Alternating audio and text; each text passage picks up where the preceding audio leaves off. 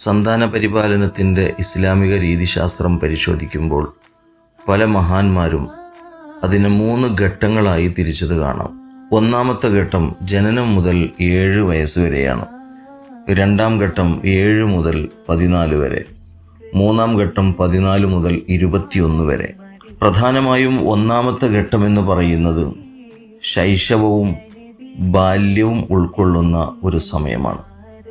ഈ സമയത്തെക്കുറിച്ച് ചില ഉദ്ധരണികളിൽ കാണുന്നത് ലഅബുഹു 7 വയസ്സ് വരെ അവനെ വാത്സല്യത്തോടെ കളിപ്പിക്കണം എന്നാണ്.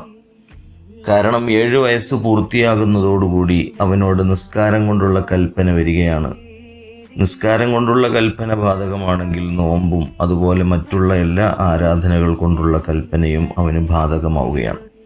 സത്യത്തിൽ അവന് പ്രായപൂർത്തിയാകുമ്പോഴാണ് അവൻ്റെ ആരാധനാ കർമ്മങ്ങളൊക്കെ അവൻ്റെ നിർബന്ധ ബാധ്യതയായി മാറുന്നതെങ്കിലും 7 വയസ്സോടുകൂടി അതിൻ്റെ പരിശീലന പരിപാടികൾ ആരംഭിക്കേണ്ടി വരുന്നു.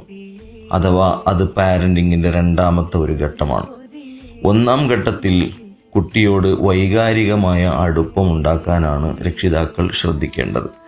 അതിനാവശ്യമായ കളികളും തമാശകളും എല്ലാം ആ കുട്ടിക്ക് വേണ്ടി നമ്മുടെ ചുറ്റുപാടുകളിൽ, നമ്മുടെ വീട്ടിൻ്റെ അകത്തളങ്ങളിൽ നമ്മൾ തയ്യാർ ചെയ്തിരിക്കണം.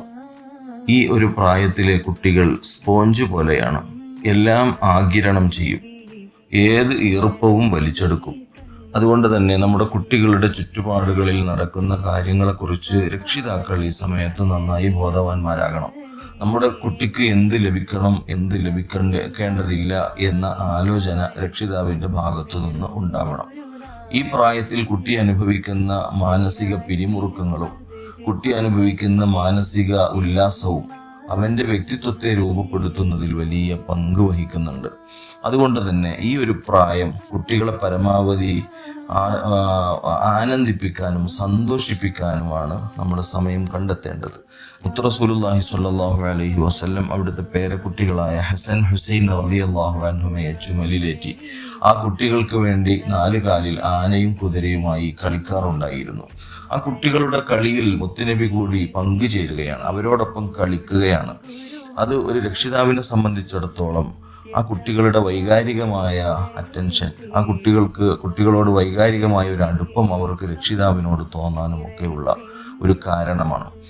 ആ കളി കണ്ടുകൊണ്ട് കടന്നു വന്ന ഉമർ റളിയല്ലാഹു അൻഹു ഒരിക്കൽ അതിനെക്കുറിച്ച് പറഞ്ഞത്, കുട്ടികളെ, നിങ്ങൾക്ക് നല്ല ഒരു കുതിരയാണ് കിട്ടിയത് എന്നാണ്.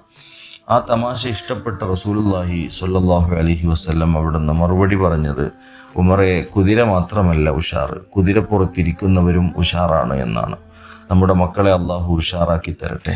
അള്ളാഹു നമ്മെയും നമ്മുടെ സന്താനങ്ങളെയും സ്വാലിഹീങ്ങളിൽ ഉൾപ്പെടുത്തുമാറാവട്ടെ. ബിറഹ്മതിക യാ അർഹമർ റഹീമീൻ.